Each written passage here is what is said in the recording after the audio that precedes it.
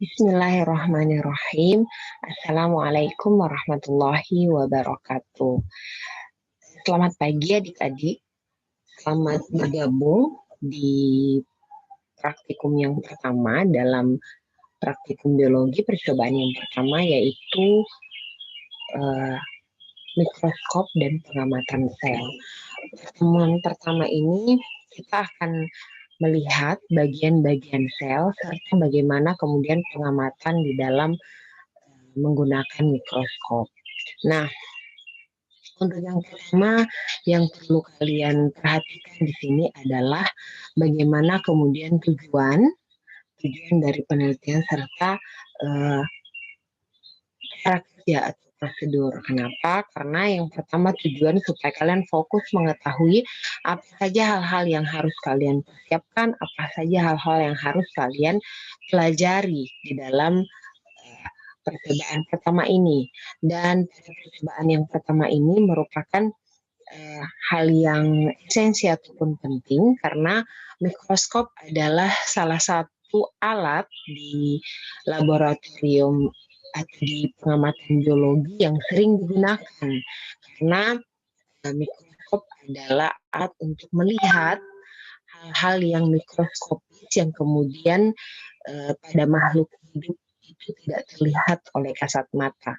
Baik, sebelum kemudian saya memberikan video yang kemudian sudah saya bagikan di layar, pertama dari segi bahasa, dari segi kata kita sudah semua tahu semua dan saya rasa untuk adik-adik SMA juga mungkin tidak asing dengan alat ini. Alat yang kita sebut mikroskop yang berasal dari kata mikro dan skop ya. Mikro adalah hal yang kecil dan skop adalah penglihatan atau dilihat. Karena memang kita tahu bersama bahwa mikroskop adalah alat yang digunakan untuk melihat benda makhluk yang secara ukurannya kecil gitu, ukuran mikroskopik yang kecil. Nah, itu kemudian membantu kita untuk melihat salah satunya adalah sel, di mana sel itu berukuran sangat kecil dan tidak kasat oleh mata. Nah, sebelum kita kemudian melihat bagaimana proses pengamatan di mikroskop ini, yang pertama adalah kita mengetahui dulu bagian-bagian dari mikroskop itu sendiri. Baik, tanpa berlama-lama ya, silahkan untuk kalian fokus melihat videonya dan beberapa hal yang akan saya untuk kalian ambil sebagai hasil dari pengamatan untuk kalian bahas. Nah, di sini kemudian banyak bagian-bagian dari mikroskop, hasil pengamatan itu dilihat untuk kemudian ditulis di laporan, dilaporkan dengan baik sebentar secara teknis. Asisten akan memberikan petunjuk seperti apa kemudian laporan yang akan dibuat, bagaimana aturan-aturannya. Saya rasa juga sudah ya kemarin di asistensi umum dan mudah-mudahan adik-adik bisa memperhatikan itu. Karena materi ini itu materi praktikum sebenarnya saling menunjang satu sama lain dengan materi pada mata kuliah biologi umum yang sekarang adik-adik sementara pelajari. Seperti itu. Baik, bismillahirrahmanirrahim. Saya bagikan videonya dan silahkan selamat menyimak.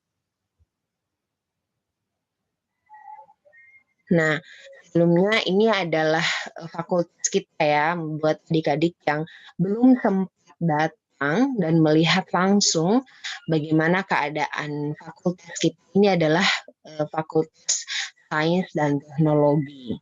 Gitu.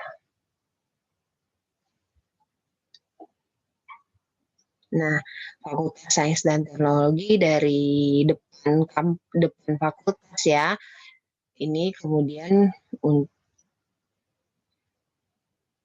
arah jalan untuk kita masuk ke jurusan kimia. Ini di koridor depan fakultas. Nah, untuk jurusan kimia sendiri saya rasa walau alam sudah disampaikan atau seperti apa bahwa jurusan kimia itu berada di Fakultas Sains dan Teknologi yang terdiri dari beberapa jurusan ya. Kebetulan jurusan kimia itu berada di lantai 1. Nah, dari depan koridor itu kalian bisa langsung belok kanan dan melihat jurusan kimia. Ini prodinya, tempat adik-adik ke depan mengurus banyak hal atau mungkin menghubungi dosen yang berada di prodi, kemudian beberapa lab yang ada di jurusan kimia.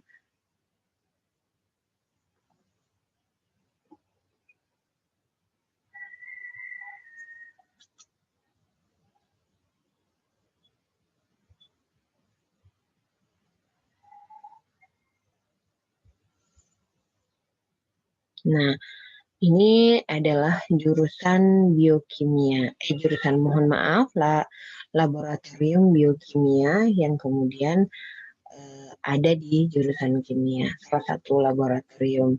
Di laboratorium biokimia itu sendiri ada beberapa ruangan. Yang pertama adalah laboran kimia Ibu Fitria Asis. Di sini di sampingnya itu ada ruangan, yaitu ruangan dari Kepala Divisi Biokimia, sedangkan ini adalah di ujung di samping ruangan Ibu Kepala Divisi itu ada ruang alat,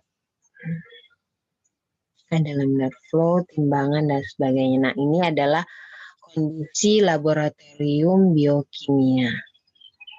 Nah, baik, untuk yang pertama disediakan mikroskopnya. Nah, mikroskop yang tersedia atau mikroskop yang kita punya di jurusan kimia Fakultas Sains dan Teknologi UIN Alauddin Makassar itu adalah mikroskop binokuler ya. Ada dua, jadi dua lensa okulernya, jadi disebut dengan binokuler, yang memudahkan kita ketika kita ingin melihat sampel yang kita teliti gitu ya. Biasanya kalau cuma satu, ini lensa okuler dan ini lensa binokuler karena terdiri dari dua, sehingga memudahkan kita dari pengamatan. Tidak usah kita menggunakan salah satu atau mungkin menutup. Biasanya kita tutup matanya dengan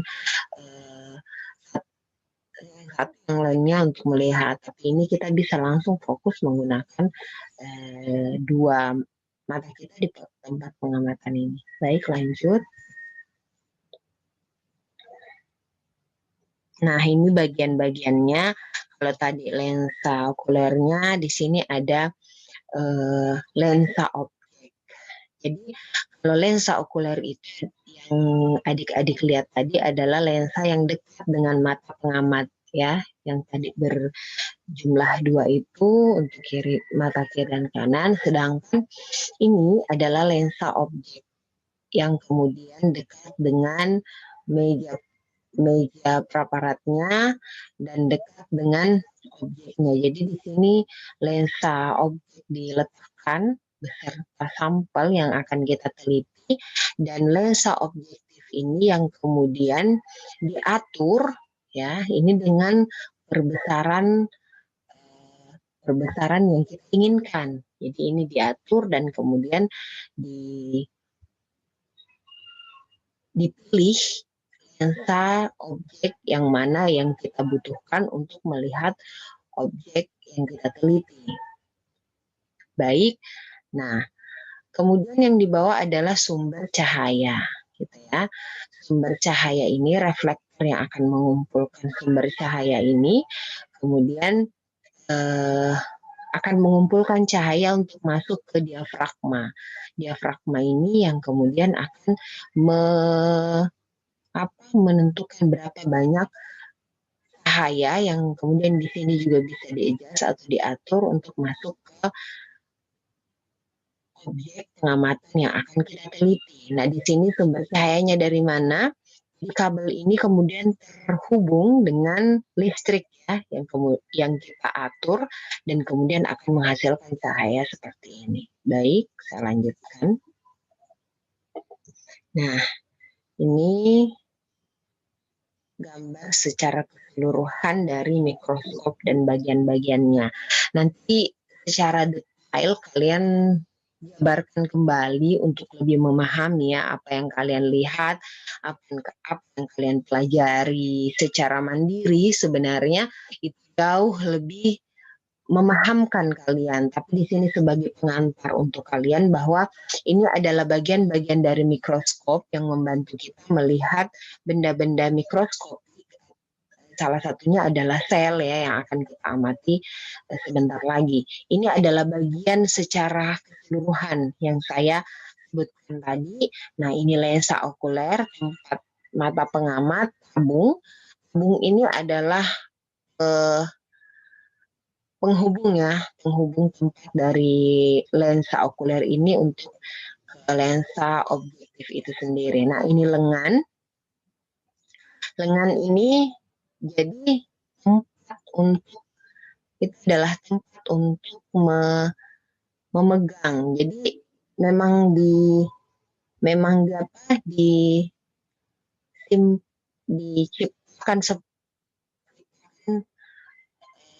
beberapa bagian-bagian ini untuk satu sama lain itu secara apa? Maaf.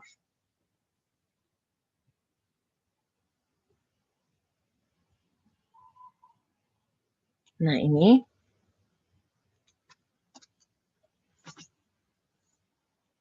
ergonomis untuk kemudian dipegang gitu ya. Nah,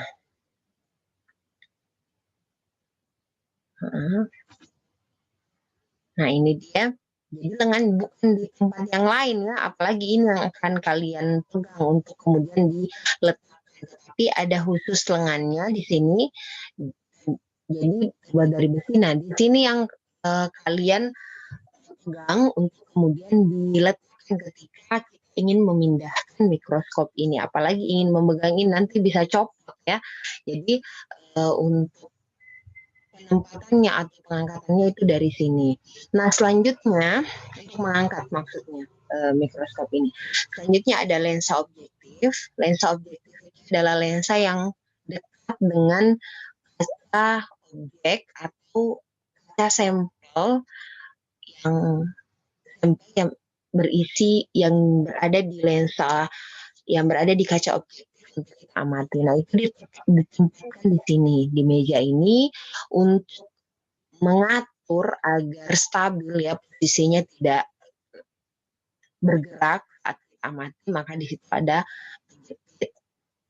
Nah, di sini ada revolver. Revolver ini yang kemudian bisa kita putar, ini ya, bisa kita putar untuk memilih besaran jenis perbesaran apa yang kita inginkan untuk pengamatan sel ya atau pengamatan yang akan kita lihat di mikroskop itu sendiri. Jadi ini revolvernya yang kita putar. Selanjutnya ini ada meja. Meja ini meja preparat tempat menyimpan kaca objek, ada penjepit, ada lengan, sumber cahaya yang tadi saya jelaskan ya. Nah,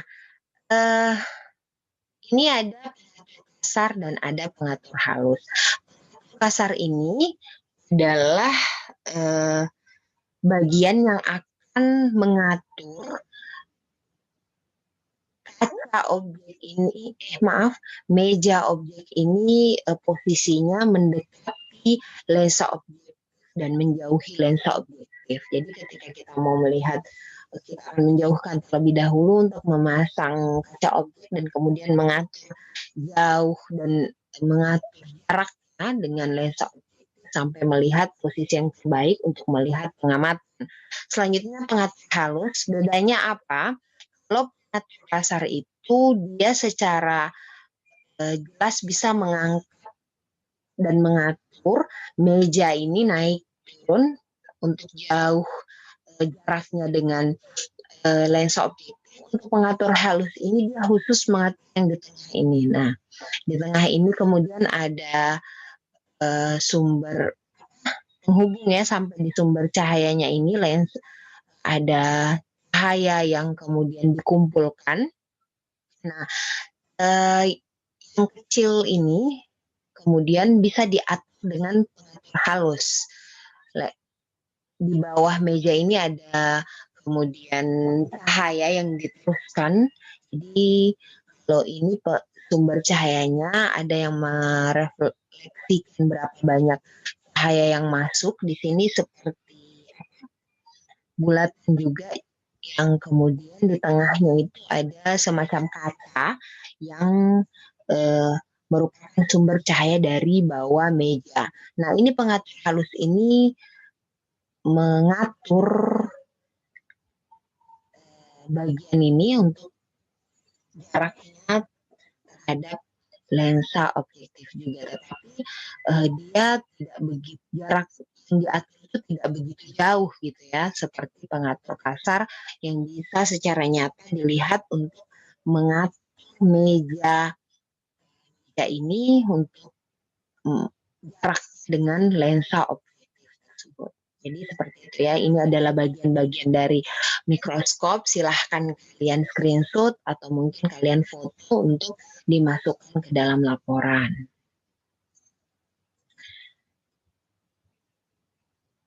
Nah, untuk sifat bayangan itu sendiri kalian bisa bahas nanti bagaimana kemudian di antara lensa dari okuler atau lensa dari pengamat itu berupa lensa cembung, seperti apa kemudian sifatnya bertemu dengan lensa yang juga cembung. Nah, sifat bayangan yang dibentuk seperti apa, kemudian bagaimana hasilnya sehingga bayangan itu nanti akan maya, tegak dan diperbesar seperti itu. Nah, setelah kita melihat bagian-bagian dari mikroskop, maksud saya tadi bayangan yang terbentuk akhirnya adalah maya, terbalik dan diperbesar. Seperti apa? Silahkan kalian kembali melihat cembung dari R itu seperti apa, bentuk sifatnya yang terbentuk pada objektif seperti apa. Kemudian hasilnya sebentar adalah bentuk bayangan yang dihasilkan sifat dia maya, ya, terbalik dan terbesar. Nah, selanjutnya adalah ini ada alat yang digunakan dalam proses pengamatan. Mikroskop otomatis merupakan benda yang kita gunakan. Nah, di sini ada pipet, ada pinset, ada pipet, ada gunting, silet, dan objek yang kita gunakan. Nah, sebenarnya ini semua itu ada di penuntunnya. Ada di penuntun, kalian bisa lihat benda, bahan dan alat yang digunakan itu seperti apa, silahkan kalian lihat di penuntun untuk kalian bahas fungsi-fungsinya semua dan seperti apa kemudian pengamatannya. Dari penuntun bisa kalian lihat untuk pengamatan hari ini pada percobaan yang pertama itu ada beberapa sampel. Yang pertama adalah sel hewan, yang kedua adalah sel tumbuhan, di mana sel tumbuhan ini sendiri ada sel yang hidup dan ada sel yang mati yang kita bisa lihat. Kemudian ada kapuk, kita melihat kapuk ya, serat kapuk. Baik, kita langsung ke percobaan yang telah dilakukan. Nah, ini alat yang digunakan. Selanjutnya adalah bahan yang digunakan. Silahkan diperhatikan bahan-bahan yang digunakan. Ada kapas, kapuk, ada bawang, dan ada potongan dari tumbuhan yang sudah mati. Ada koran, ini adalah koran dan metilen blue.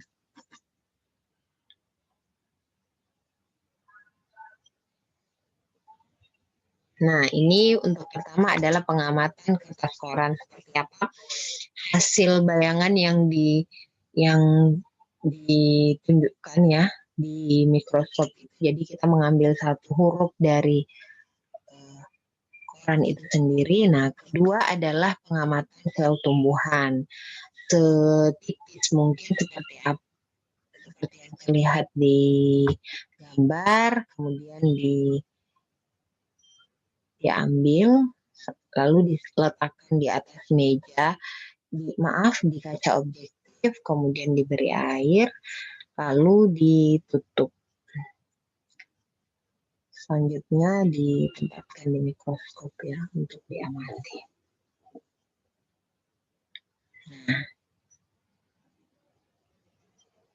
Nah, yang ketiga adalah pengamatan sel mati dari tumbuhan yang kemudian dipotong tipis ya, tipis untuk kemudian diambil bagiannya dan ditempatkan di kaca objeknya. Nah, diberikan air, jadi itu air ya. Kita bisa lihat di bahan yang digunakan salah satunya ada air. Nah, lalu ditutup penutup. Yang keempat adalah pengamatan serat kapuk.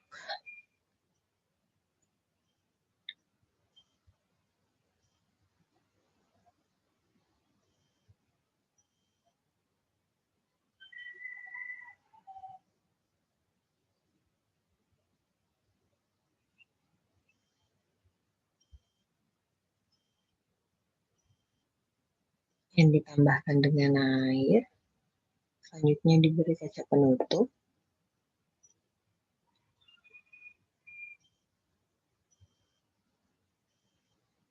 Jadi semua ya, prosesnya seperti itu, diberikan kaca penutup, dirapatkan.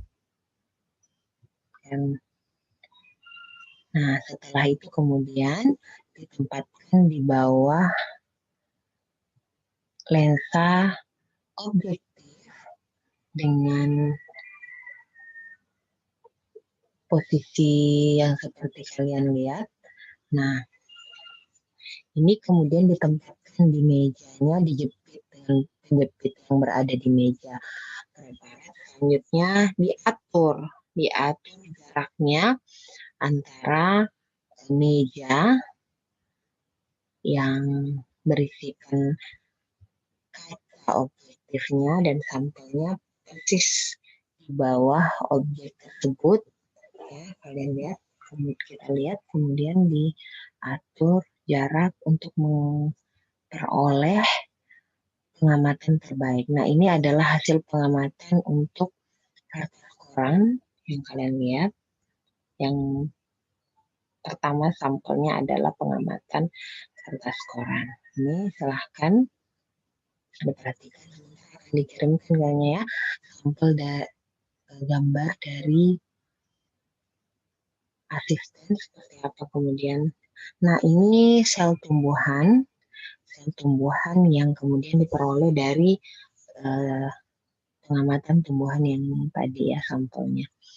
Ini sel tumbuhan, ini sel hewan. Nah, ini sel mati. Ya, ini sel mati. Ini serat kapas dan serat kapuk. Terima kasih.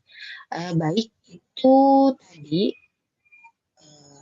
pengamatan serta pengamatan menggunakan mikroskop serta bagian-bagian dari mikroskop yang setelah dijelaskan.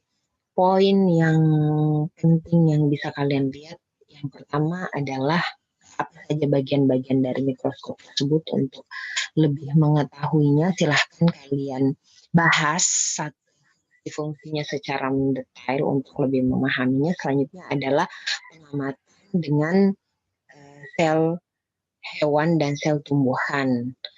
Sudah dipelajari mungkin dari kimia, maksudnya biologi ya, bahwa kita melihat di antara sel hewan dan sel tumbuhan itu ada banyak kesamaan, mulai dari nukleusnya, badan Golgi, retikum endoplasma dan sebagainya. Tetapi ada juga perbedaan yang ada di dalamnya. Salah satunya adalah dinding sel yang ada pada tumbuhan, tetapi pada hewan tidak ada. Itu kalian sertakan gambarnya seperti apa, kemudian gambarnya untuk lebih dibahas di laporan seperti apa kemudian perbedaan antara sel mati dan hidup.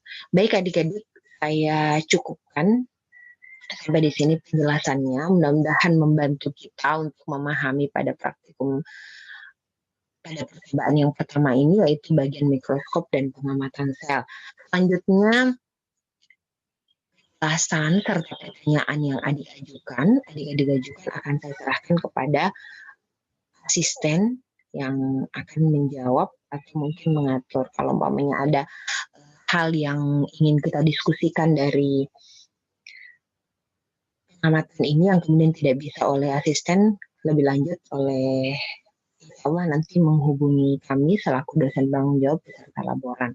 Terima kasih, semangat, dan jangan lupa untuk bersegera ya melaksanakan mengerjakan laporannya, karena saya tahu bahwa ini bukan satu-satunya praktikum yang kalian laksanakan. Ada praktikum lain yang kemudian juga meminta waktu untuk kalian untuk mengerjakannya. Jadi setelah ini segera mengumpulkan laporan, segera mengerjakannya dan mengumpulkannya.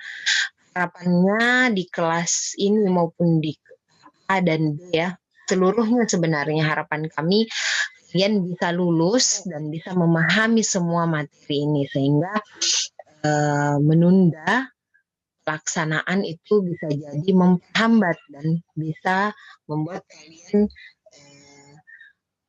mengganggu jadwal yang lain. Jadi untuk bersegera melaksanakan, untuk bersegera memahami dan mengerjakan seluruh tugas-tugas yang diberikan oleh asisten. Terima kasih sekali lagi. Mohon maaf kalau ada yang kurang jelas bisa ditanyakan. Saya cukupkan. Wabillahi taufiq wal hidayah. Assalamualaikum warahmatullahi wabarakatuh.